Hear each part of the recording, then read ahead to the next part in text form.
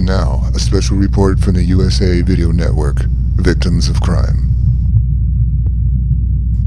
A story of two young girls, one 14 and the other 15 years old. The title here is Dangerous Landlords and Being on the Run at 15. The story was sent to us by Ann Childs, New Haven, Connecticut, USA. Most people lead busy lives, often too busy to realize that having a bad landlord can lead to real-time disaster. When Ann Childs was 15, there was a bad fire at off-campus apartments for Yale students. The Yale Daily News covered the story of the fire firsthand. The building was like a death trap, all reported by the students themselves. Many blamed the building owner for failing to keep the building in a safe condition, despite many written complaints. 14 fire trucks and over 60 firefighters were there. It was not a small fire. Ann was not a student at the time, but living with a Yale student. They all remember thick black smoke filling the hallways. Students were screaming, even as they were inhaling and choking on smoke from burning plastic. Smoke from burning plastics is, of course, very toxic. Now, 5 years later, both girls have a severe respiratory illness typical for those that have come in contact with specific kinds of gases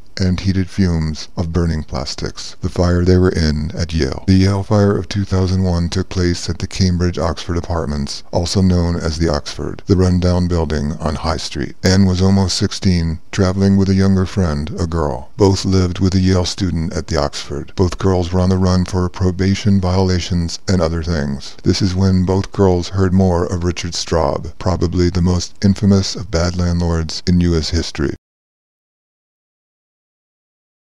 The New York Times has an article of the state of Connecticut probation officer who was arrested in 1996. The exact issue is the New York Times late edition, East Coast, New York, New York, May 19, 1999, page B6. Richard Straub, a state of Connecticut probation officer, threatened to send young male parolees back to prison unless they had sex with him. The officer, Richard Straub, 63, was accused of sexually assaulting young men from 1986 to 1996 in his office in Danielson and in his home in Killingly, Connecticut, and in his car. There are 14 more articles on Richard Straub, some front page in the Hartford Courant, the Hartford County newspaper. They start in 1996 and go to 1999, describing 212 counts of sexual assaults, some going back to 1981 and even 1967, when he was a big brother to two boys he met at the Boston YMCA and was arrested. In 1999, Straub was sentenced to 15 years. For a lengthy time, Straub was also a landlord, renting apartments and homes and then subletting. He would sublet without the tenants' knowledge. They were led to believe he was the owner. As mentioned, both girls lived with a Yale student at the Oxford. They were both on the run for probation violations and other things. As for the girl Ann was traveling with, her dad was a policeman in Hartford County, Connecticut. He and his friends were looking for both runaways, and they were on the 6 o'clock news. The younger girl's brother told them both of Richard Straub, the state probation officer. He had had run-ins with Straub at age 14, when he also was on the run for probation violation. There sure is a lot the newspapers don't tell you. Straub would also rent and sublet apartments using fictitious names. He would only rent to young males. Some were young college boys, a supposed particular favorite of his. And Straub would also advertise internships for probation officer training, using his state officer status, again only catering to young males. He was also known for placing ads in local churches, where he was well known for his polished and wealthy appearance, and people were completely unsuspecting. Through it all, little did these young males and tenants know or realize they were being led down the road to nowhere and horror. This all went on for over 15 years. Fellow junior and senior employees of the state of Connecticut probation offices made written complaints to the state police regarding Straub during the 15 years he was in action, yet nothing was done. The newspapers described this in detail. 211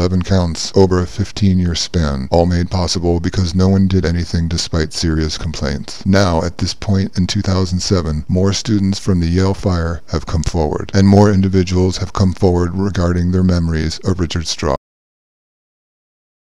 Victims of Richard Straub in the northeastern United States have begun to distribute stickers which mock Straub and inform the public. The stickers show a photograph of Straub with the caption, "Straub me," and his official title at the time of his arrest. There is a copy of the sticker design displayed at the web address eventualy.com. Possible victims of Straub contacting the web address anonymously is most acceptable. Genuine victims and a connected victims group seem more interested in other horrendous crimes he is suspected of committing in his lengthy 15-year career. If you believe you are a victim of crime, any crime, there is a chance we can help. You can easily contact the editor and a crime specialist directly at usavideonetwork.com. Utilizing the web, the truth, almost buried by time, is finally being communicated to others. Now we all do our best to enjoy life to the fullest while we can, and while we are still young. Some of us are wealthy and successful. Never let the past pull you down.